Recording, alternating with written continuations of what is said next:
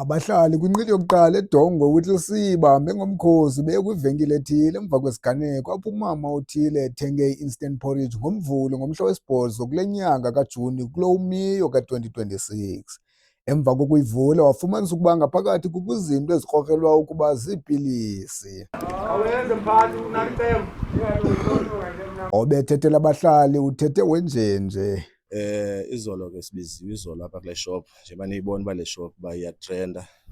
So sibiziwe ke izolo ngabahlali yoba kumama bethenge i-instant porridge caba kunesikhalazo uyikrokrela uba inezinto engathi azikho rayithi phaa ngaphakathi. So sizile ke izolo sazoyijonga yonke, sazosimamela ke isikhalo sakhe. Saza ke nalapha eshop izolo sazama uyimamela ke kumphathi weshop lo uthengisayo kuthiwa nguThami, sazama umamela isitori sakhe. Into esiyifumanisileyo ke izolo njengoba ipapa ifumanekile then sa-involva namapolisa, sawathatha ke amapolisa ahamba amka nayo le papa awufowuna ke kwindawo ebekufumaneka kuyo le papa. So ii-inspectors bezithe zizawuza ke zizotshekisha ke le papa. Umama lo ebeyithengile makayigcine until ke zifike ke ii-inspectors zizotshekisha ke loo papa leyo, but okwangoku azikafiki. Ishophu ke besiyivalile ke izolo.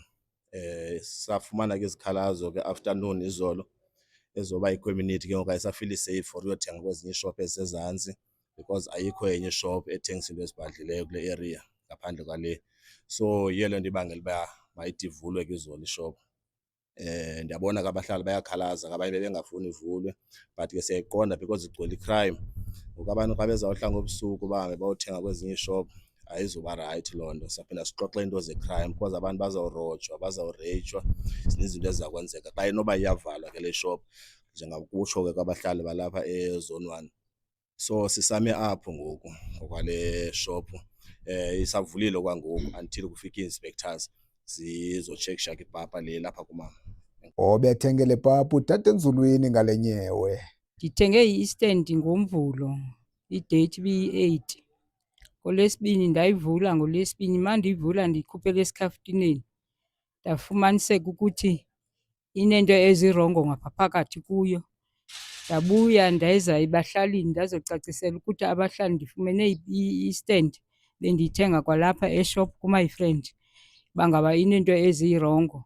So ke ngoku ndiye ndahamba ke sathetha ke nabahlali, ndahamba namapolisa kwafumaniseka ukuthi emapoliseni sawufowunela apho yenziwa khona ekhampanini.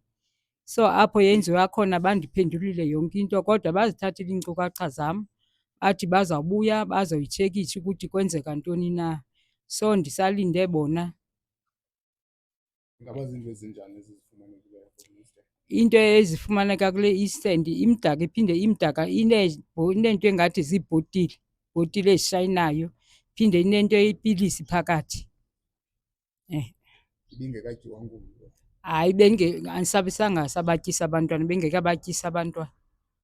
Imibuzo abandibuze yona baye babuze ukuthi apho bendithenga khona lo mntu ulantukayo uthengisayo beyithenga phi na. Ndaye ndachaza ke mna ukuthi andazi apha sitoka khona, ndithenge eshop my friend. Babuza isliphu sikhona na, ndathi ke mna azikho iziliphu abanazo. Lo mgutyana niwubonayo kukholelwa ukuba ibiyipilisi yaze yaphasalaka. Xa siqwalasela kule papa sifumana izinto ekuthiwa zii-sweeteners ngabula makhumsha ekusoleka ukuba zizo ezi zingathi ziibhotile. Ukanti ke kusalindwe abahloli bezempilo bawuphicothe lo mba baphume neziphumo ezizizo. Ongumphathi kule venkile uthi ngumnqana kuye le nto. Yiminyaka engaphezu kweshumi ehlala kule nqila esebenzisana noluntu futhi yena uthenga kwiinkampani ezinkulu ezithembakeleyo kwaye naye utya kwakoku kutya nosapho lwakhe. Kananjalo uyangxengxeza ngokwenzekileyo. Apha eZone 1, my name is Thami, but my original name is Thamasigen Ermias. So yesterday is happened something here in my shop, but now I'm buying from big companies like Big Daddy, like Jumbo, those company. I'm not making anything here in my shop. I buy bulks like 10 AKs. So something is inside of the instant. I'm not sure about that thing. So I'm not putting anything even for future. I stay here in zone 1 more than 10 years. You see, nothing gonna be happen with the community. I'm supporting the community. Also, I'm eating from my shop. My kids is eating my shop from my shop. So I'm not doing even on future bad things. So please, sorry people about that all.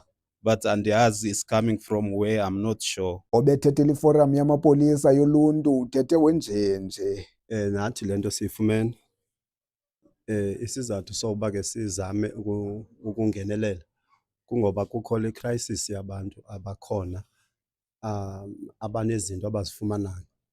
So sithe ngokuhlala phansi ke sithetha singamalungu ukuthi no lento mayiqwalaselwe kwezi ndawo bathenga kuzo, njengoba esitsho ke lo mfo esithi yena uthenga ko Big Data nakwezinye indawo. So sijonga into yoba ingaba mhlawumbi ifault ayikho kwezaa ndawo na kuthengwa kuzo ezi zinto phakathi, then zibe nengxaki apha kuthi. So nazo ezo ndawo siyafuna ke zijongwe kakuhle. Into esiyinqandayo ke nathi kakhulu because kukho le nto ye-fake zithrendayo zinintsi apha kuFacebook, ufumanise uba kukho into eyenzeka endaweni ethile idityaniswe nale. So sifuna into yoba zike zihambe kakuhle ngendlela erayithi kweli cala lethu. Asikhuseli mntu but sifuna kulunge into emphakathini. And okwesibini, enye into ke siqondayo into yoba abantu abazafuna uthatha i-advantage yokuba kukho le nto ikhoyo ethi abantu basemzini mabahambe. Ngoku siavoyida ke ngoloo nto leyo phakathi ebantwini ukuthi ezinye izinto masizijonge kakuhle before sibe nento ethi siyayithatha i-action. So sezozathu ke sithi ke kubahlali mabangangxami, mabaphole. Sizawulinda ii-results ebekuthiwe zizawuvela, then sibone into yoba ingaba nyhani na i-fault ibe phi na kuyo yonke le nto yenzekileyo apha kuthi ezone 1. So siyacela ke abantu ke naba bayahlomla abantu bayazi into yoba kwezinye iindawo singathathi into yaseRhawutini sifake ividiyo ibe ngathi into lapha kuthi. Siyaqala uyifumana le nto ngosithi makulandelelwe ukuze nezinye iishophu if kukho into elo hlobo sikwazi uidentifaya into ezinjengezi, uyaqonda. Singahlali kakhulu njengoba my friend naye esitsho esithi uyathenga yena eze nezinto apha kuye eshop. So ke enye into okwesibini esijongayo sifuna ukujonga uba kungabikho nto echaphazela nee-drugs ezo, uyaqonda. Sikwazi ke umonitharisha yonke into eyishophu ngendlela erayithi, kungaluthishwa, kungenziwa izinto zifane kwiishophu zabo. Asibakhuseli but sifuna into noko ebonakalayo ezothi nangomso yinyani lena yale nto ivelileyo apha kuyo. Masizibambeni kanjalo ke ezeli nqaku ze sibuye sikhongozele ezilandelayo kwixa elizayo. Ngokwanelwa kwamtuba kwiindaba ze-Whittlesea TV kwinqili yokuqala eWhittlesea.